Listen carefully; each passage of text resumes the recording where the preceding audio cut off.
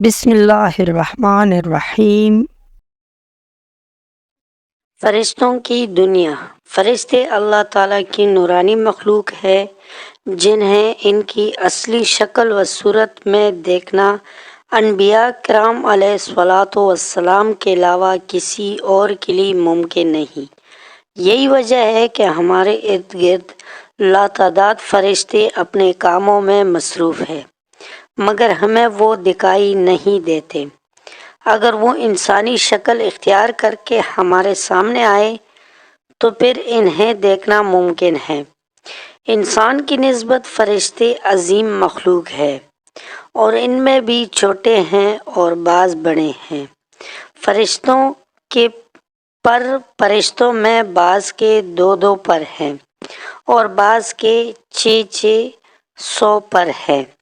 قرآن کریم میں ارشاد پاک ہے کہ اللہ تعالیٰ ہی کے لیے تمام تعریفیں ہیں جو آسمان اور زمین کا پیدا کرنے والا ہے اور 2 3 4 پروں والے فرشتوں کا اپنا قاصد پیغمبر بنانے والا ہے۔ بعض روایات کے مطابق جبرائیل علیہ السلام کے 600 پر دیکھے گئے ہیں اور ہر پر نے آسمان کو گھیر رکھا تھا۔ ان کے پروں سے مختلف رنگ اور قیمتی موتیاں بکھر رہے تھے۔ فرشتوں کے قد و قامت۔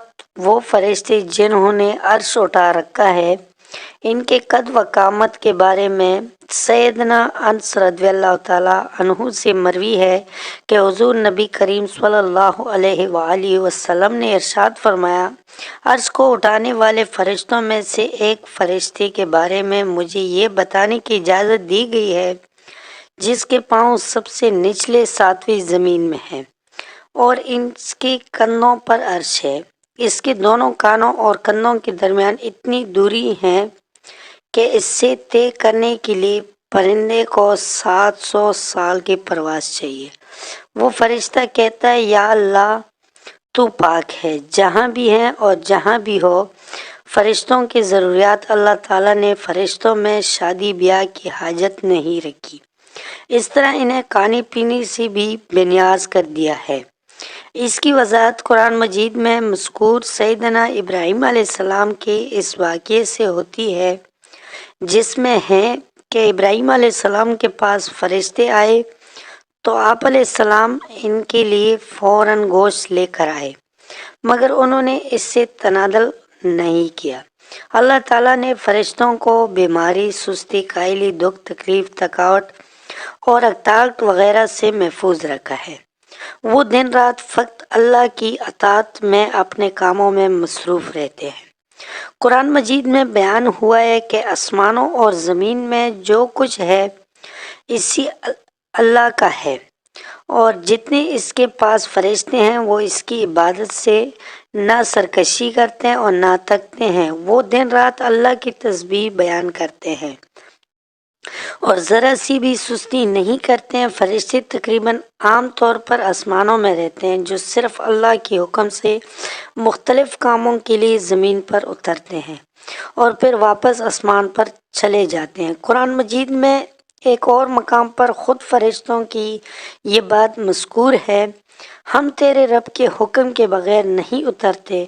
فرشتوں کی تعداد کتنی ہے اس کے بارے میں کوئی تفصیل نہیں ملتی، کیونکہ اللہ تعالیٰ کا فرمان ہے، تیرے رب کے لشکروں کو اس کے سوا اور کوئی نہیں جانتا۔ بعض حدیث سے معلوم ہوتا ہے کہ فرشتوں کی تعداد بہت زیادہ ہے، بلکہ اندازہ ہوتا ہے کہ انسانوں اور جنوں سے بھی ان کی تعداد زیادہ ہے۔ سیدنا ابو ذر رضی اللہ تعالیٰ عنہ سے مروی ہے کہ اللہ کے رسول صلی اللہ علیہ وآلہ وسلم نے فرمایا، آسمانوں میں کہیں 4 انگلیاں جگہ بھی ایسی نہیں ہے جہاں کوئی نہ کوئی فرشتہ سجدہ ریز نہ ہو۔ سیدنا عبداللہ بن مسعود رضی اللہ تعالیٰ عنہ سے مروی ہے کہ اللہ کے رسول صلی اللہ علیہ وآلہ وسلم نے فرمایا، قیامت کے روز جہنم کو اس حال میں لایا جائے گا کہ اس کی 70 لگامیں ہوگی اور ہر لگام کے ساتھ 70,000 فرشتے ہوں گے جو اسے کھینچ کر لا رہے ہوں گے۔ فرشتوں کی ایک اہم خاصیت یہ بھی ہے کہ وہ اللہ تعالیٰ کے حکم سے اپنی شکل و صورت کے علاوہ کوئی اور صورت بھی اختیار کر سکتے ہیں۔ یہ صورت کسی ایسے انسان کی بھی ہو سکتی ہے جسے دیکھنے والے پہچان لیں۔ انسانوں کے علاوہ کسی اور جانور کی صورت اختیار کرنے کی فرشتوں کو طاقت ہے یا نہیں، اس کے بارے میں قرآن و سنت میں کوئی صراحت یا ذکر نہیں ملتا، البتہ ان کی انسانی شکل اختیار کرنے کے واقعات ضرور ملتے ہیں، جن سے یہ اندازہ ہوتا ہے کہ فرشتے اللہ تعالیٰ کے حکم سے دیگر شکلیں بھی اختیار کر سکتے ہیں۔ سیدنا ابراہیم علیہ السلام کے پاس فرشتے انسانی شکل میں آئے اور ابراہیم علیہ السلام ان فرشتوں کو پہچان نہ پائے۔ پھر فرشتوں کے بتانے پر آپ علیہ السلام کو معلوم ہوا کہ یہ انسان نہیں ہے بلکہ فرشتے ہیں۔ سیدہ مریم علیہ السلام کے پاس جبرائیل امین علیہ السلام انسانی شکل میں تشریف لائے تھے، اور جبرائیل امین علیہ السلام سوائے 2 مرتبہ کہ ہر مرتبہ نبی کریم صلی اللہ علیہ وسلم کے پاس انسانی شکل میں تشریف لائے۔ فرشتوں کی طاقت اللہ تعالیٰ نے فرشتوں کو انسانوں اور جنوں سے کئی گنا زیادہ قوت و طاقت عطا رکھی ہے۔ حضور نبی کریم صلی اللہ علیہ وآلہ وسلم نے جب طائف کے مقام پر وہاں کے لوگوں کو اسلام کی دعوت پیش کی تو آپ صلی اللہ علیہ وسلم پر وہاں کے لوگوں نے ظلم و جبر کی انتہا کر دی، حضور نبی کریم صلی اللہ علیہ وسلم کو لہو لہان کر دیا۔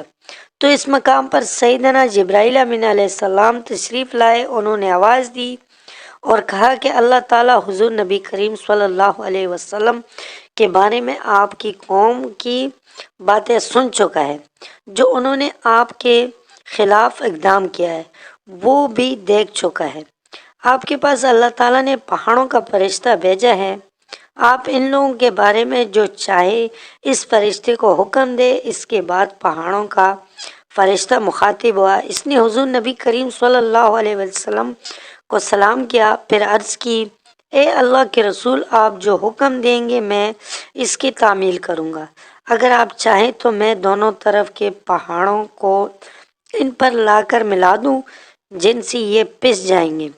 اس طرح جبرائیل امین علیہ السلام کی قوت و طاقت کے بارے میں قرآن مجید میں ہے، انہیں حضور نبی کریم صلی اللہ علیہ وسلم کو زبردست طاقت والے فرشتے نے سکھایا ہے جو زور آور ہے۔ فرشتوں کا نظم و ضبط، فرشتے اپنے ہر کام میں نظم و ضبط کی پابندی کرتے ہیں، جس میں کسی قسم کی کمی پیشی یا سستی اور کائلی وغیرہ کا مظاہرہ نہیں کرتے۔ جن فرشتوں کی جب اور جہاں ڈیوٹی شروع ہوتی ہے وہ اس وقت وہاں پہنچ جاتے ہیں اور اسے آسان طریقے سے سر انجام دیتے ہیں۔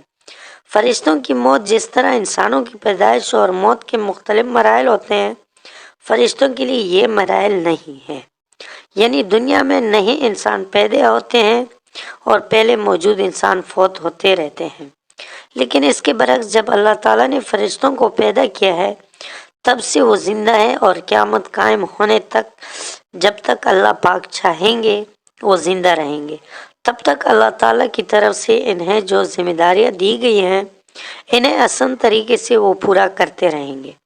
لیکن جب قیامت آئیں گے تو یہ فرشتے بھی موت سے دوچار ہوں گے۔ پھر ایک ایسا وقت آئے گا جب کائنات میں اللہ تعالیٰ کے علاوہ کوئی چیز زندہ نہ رہے گا۔ اسی صورتحال کو قرآن مجید میں اس طرح بیان کیا گیا ہے، زمین پر جو ہیں سب فنا ہونے والے ہیں، صرف تیری رب کی ذات جو عظمت اور عزت والی ہے وہی باقی رہ جائے گی۔ اس طرح ایک اور مقام پر ارشاد ہوا ہے کہ ہر نفس کو مرنا ہے، تیری لکھتی ہوئی کوئی غلطی ہو گئی ہو تو اللہ کا بندہ معافی کا طلبگار ہوں۔ اللہ تعالیٰ آپ کو اور آپ کے گھر والوں کو بیماریوں، مشکلات اور مصیبتوں سے محفوظ رکھے، آمین ثم آمین۔ دوستوں، آپ کو آج کی کہانی کیسی لگی؟ امید ہے کہ ویڈیو اچھی لگی ہوگی۔ اگر ویڈیو پسند آئے تو ہمارے چینل کو سبسکرائب کر لیں۔ ملتے ہیں اگلی ویڈیو میں، تب تک کے لیے اللہ حافظ۔